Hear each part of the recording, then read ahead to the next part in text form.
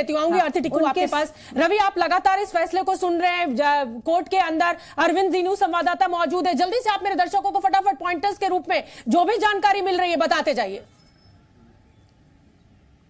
बिल्कुल बिल्कुल, देखिए अभी जो जानकारी मिल रही है कोर्ट के अंदर से वो है कि जिन राज्यों में राष्ट्रपति शासन है वहां पर भी केंद्र के अधिकार सीमित है, ये कोर्ट ने कहा है। क्योंकि आपने जैसा कह रही हैं आरती टिक्कू, जो सुन रही हैं वो भी, कि जिस तरह से जितने पिटिशनर्स हैं, लगभग जो पिटिशनर्स 26 के आसपास पिटिशनर्स हैं, उनकी बातों पर कहीं ना कहीं कोर्ट अभी गौर कर रहा है एक करके। लेकिन उसमें उसने कहा है कि आर्टिकल 356 का जिक्र है कि आर्टिकल 356 का जो को लागू किया जाता है, जैसे वहाँ राज्यपाल राष्ट्रपति शासन जो लागू किया गया जम्मू कश्मीर में, उस मामले पर एसआर मुंबई का जो फैसला था, एसआर मुंबई मामले में जो फैसला आया था सुप्रीम कोर्ट का, उसका जिक्र भी सुप्रीम कोर्ट ने किया। और उसने कहा, लिखा है साफ साफ कोर्ट का कहना है कि जिन राज्यों में राष्ट्रपति शासन है वहां पर भी केंद्र के अधिकार सीमित है। मतलब केंद्र को पूरा अधिकार नहीं है, जहां जहां राष्ट्रपति शासन है कि वहां जो भी चाहे और केंद्र सरकार कर सकती है। तो जो अधिकार है उसके बारे में चर्चा हो रही है कि केंद्र और राज्य के अधिकार, चूंकि बात यह चल रही है कि क्या केंद्र को सरकार को यह अधिकार है कि वहां कानून बना सकता है या कानून बदल सकता है। बिल्कुल बिल्कुल। और रवि, मुझे लगता है यहाँ पर दर्शकों को बताना चाहिए, यही सबसे बड़ी दलील है कि संविधान सभा के पास अधिकार था इस तरीके की, अगर 370 को हटाना था, राष्ट्रपति से सिफारिश करने का, और राष्ट्रपति इसको हटा सकते थे उस सिफारिश पर। लेकिन क्योंकि संविधान सभा 1957 के बाद डिसॉल्व हो गई और संविधान सभा जो है वो विधानसभा में कन्वर्ट हो गई, विधानसभा के द्वारा इस तरीके की कोई भी जिसे कहा जाए गुहार जो है वो नहीं लगाई गई, इसलिए इस पूरे फैसले को असंवैधानिक बताया जा रहा है। रवि, जल्दी से फिर बताइए क्या कुछ चल रहा है कोर्ट में। नहीं, बिल्कुल बिल्कुल, देखिए कोर्ट इसी बात पर सारा जिरह कर रहा है कि जिस तरह से वहां राष्ट्रपति शासन लागू किया गया, जिस तरह से केंद्र सरकार ने सारे अधिकार राज्य सरकार के लिए, क्योंकि बार बार जो पिटिशनर्स का कहना है कि वहां पर विधानसभा का जो अधिकार, विधानसभा ही उसको भंग कर सकती है। वहां से बिल्कुल, रवि त्रिपाठी आप बने रहिए हमारे साथ। लेकिन दर्शकों को बता दें कि अभी तक chief justice of India DY Chandrachud ने इस फैसले के जो अहम बिंदु बताए हैं वो भी दर्शकों को बता दें।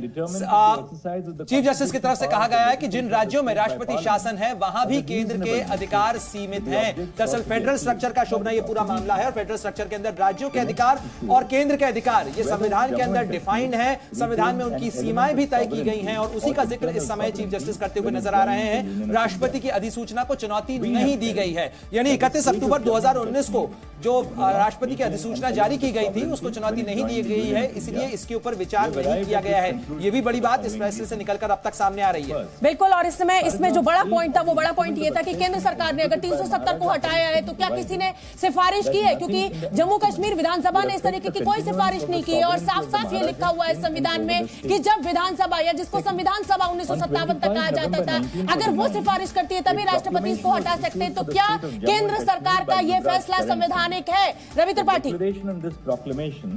बिल्कुल बिल्कुल, एक और मसला आया है जो कोर्ट का जो अपना इंटरवेंशन है, चाहे कोर्ट जिस तरह से कह रहा है उसमें कोर्ट ने कहा है कि राष्ट्रपति शासन के दौरान केंद्र के लिए गए हर फैसले को कानून रूप से चुनौती दी जा सकती है। कानून रूप से चुनौती दी जा सकती है या नहीं दी जा सकती, जो सवाल है उस पर सुप्रीम कोर्ट ने साफ तौर पर कहा है कि राष्ट्रपति शासन के दौरान केंद्र सरकार अगर कोई फैसला लेता है राज्य सरकार को लेकर तो उसको कानूनी रूप से सुप्रीम कोर्ट में चुनौती दी जा सकती है, ये माना है कोर्ट ने। हालांकि कोर्ट ने यह भी कहा है कि ये मुश्किल भी पैदा करता है, ये मुश्किल पैदा करे आगे आने वाले दिनों में, क्योंकि सिर्फ जम्मू कश्मीर का मसला नहीं है, बाकी राज्यों से भी इसको जोड़ के देखा जा रहा है कि कहीं भी राष्ट्रपति शासन लागू हो। वैसे मतलब कुल मिलाकर आप ये कह रहे हैं कि जम्मू कश्मीर के कंटेक्स्ट में अगर हम इसको देखें तो याचिकाकर्ता के हक में ये बात जाती हुई दिखाई दे रही है कि जो केंद्र सरकार के खिलाफ ये शिकायत की गई है कि ये संवैधानिक नहीं है फैसला, ये बिल्कुल ठीक है। रवि त्रिपाठी,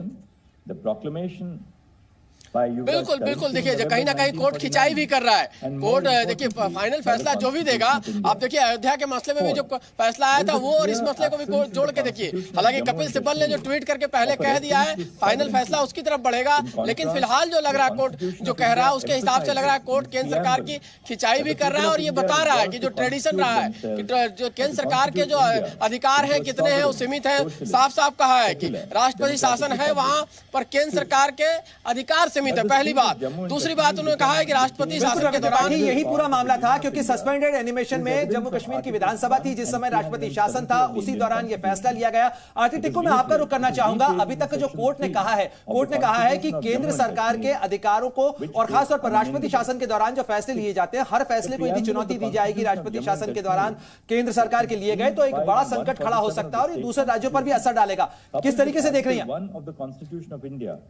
रवि का रुख करेंगे। रवि, आपके पास कुछ अपडेट है, जल्दी बताइए। बिल्कुल बिल्कुल, दो अपडेट हैं, दो बड़े अपडेट हैं। राष्ट्रपति शासन के दौरान केंद्र राज्य सरकार के अधिकार का इस्तेमाल कर सकता है, यह भी कोर्ट ने कहा है। अभी कोर्ट का जो अभी जजमेंट आया है उसमें है कि राष्ट्रपति शासन के दौरान केंद्र सरकार राज्य सरकार के अधिकार का इस्तेमाल कर सकता है। और दूसरी बड़ी बात है कि कोर्ट ने यह भी कहा है कि जम्मू कश्मीर के भारत में विलय के बाद जम्मू कश्मीर अलग से संप्रभु राज्य नहीं रहा। जो बात कहा जाता था दो निशान दो विधान दो प्रधान वाली बात जो है, उसको भी कोर्ट ने माना है। साथ साथ ये भी कहा है कि जम्मू कश्मीर ने भारत में विलय के साथ अपनी संप्रभुता भारत में सरेंडर कर दी थी, यानी उसको अलग से जो अधिकार देने की बात की जाती है जम्मू कश्मीर को। मैंने कहा बार बार कि दो निशान दो विधान दो प्रधान की बात जो होती थी उसको भी कोर्ट ने खारिज किया है। बड़ी जानकारी दे रहे हैं आप। सुप्रीम कोर्ट ने साफ कर दिया है कि आर्टिकल इंस्ट्रूमेंट ऑफ एक्सेशन, यानी जिससे भारत में हस्तांतरण किया गया था जम्मू कश्मीर का, उसके तहत जम्मू कश्मीर की संप्रभुता भारत की संप्रभुता में विलय हो चुका है, यानी उसके सामने सरेंडर हो चुकी है। यानी भारत की संप्रभुता जम्मू कश्मीर की संप्रभुता के ऊपर है। ये बड़ा फैसला इस समय सुप्रीम कोर्ट की तरफ से आरती टिक्कू का फोन, आरती टिक्कू का रुख कर लेते हैं। आरती टिक्कू, ये जो बड़ी टिप्पणी सुप्रीम कोर्ट के द्वारा की गई है, इसको कैसे समझा जाए, क्या मायने निकाले जाए?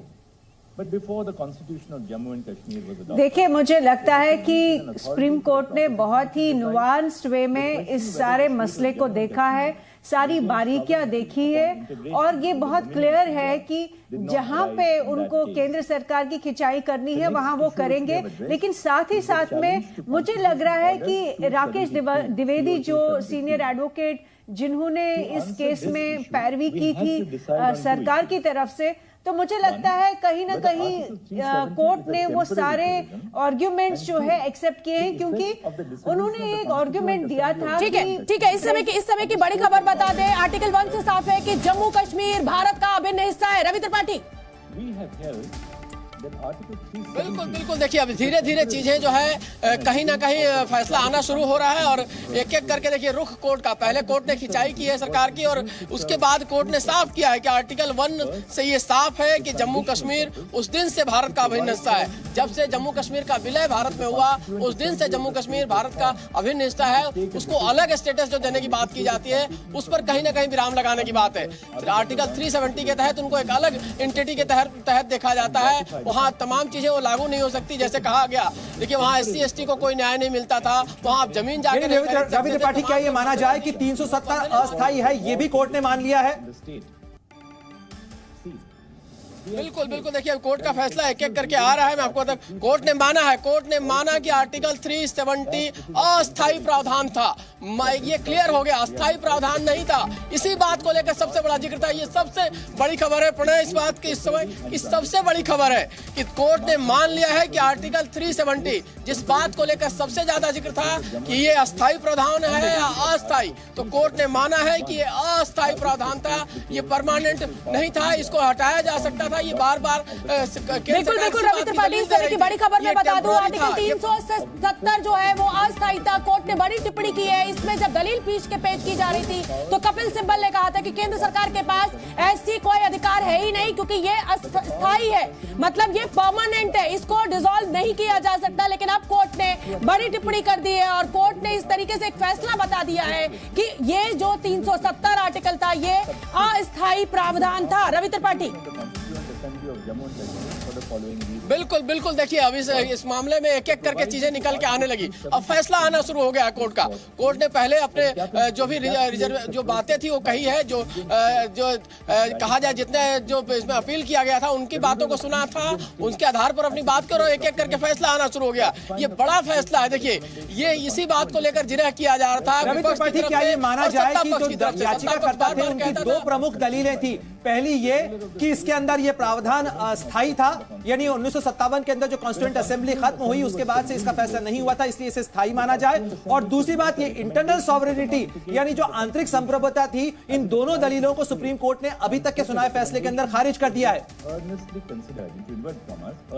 बिल्कुल बिल्कुल पूरी तरह से खारिज कर दिया है सुप्रीम कोर्ट ने। कहीं ना कहीं जो कि संप्रभुता की बात से अलग से संप्रभुता की बात कर रहे थे सुप्रीम कोर्ट, जम्मू कश्मीर के जो नेता थे चाहे तमाम जो पक्ष थे उनको खारिज किया है। बोला है कि जिस दिन से जम्मू कश्मीर ने विलय किया भारत में, उसी दिन से वो भारत का राज्य हो गया, भारत के उसकी संप्रभुता अपनी नहीं रही, वो भारत के संप्रभुता के अधीन आ गया। और साथ साथ दूसरी जो सबसे बड़ी खबर जिस बात को लेकर सबसे ज्यादा जिक्र हो रहा था कि ये मामला प्रावधान अस्थायी है या अस्थायी है, क्योंकि देखिए सबसे बड़ी बात यही थी कि क्या 370 को हटाया जा सकता है या नहीं हटाया जा सकता है, कोई प्रावधान था कि नहीं। तो 1957 में ही के हवाला देकर केंद्र सरकार बार बार कहती थी कि वहां लिखा गया है कि it's a temporary provision, it's not a permanent provision. तो टेम्पररी जो था वो टेम्पररी मान लिया। रवि आप नजर बनाए रखें, फारूक इनकलाबी हमारे साथ जुड़े हुए हैं। इनकलाबी साहब, अभी तक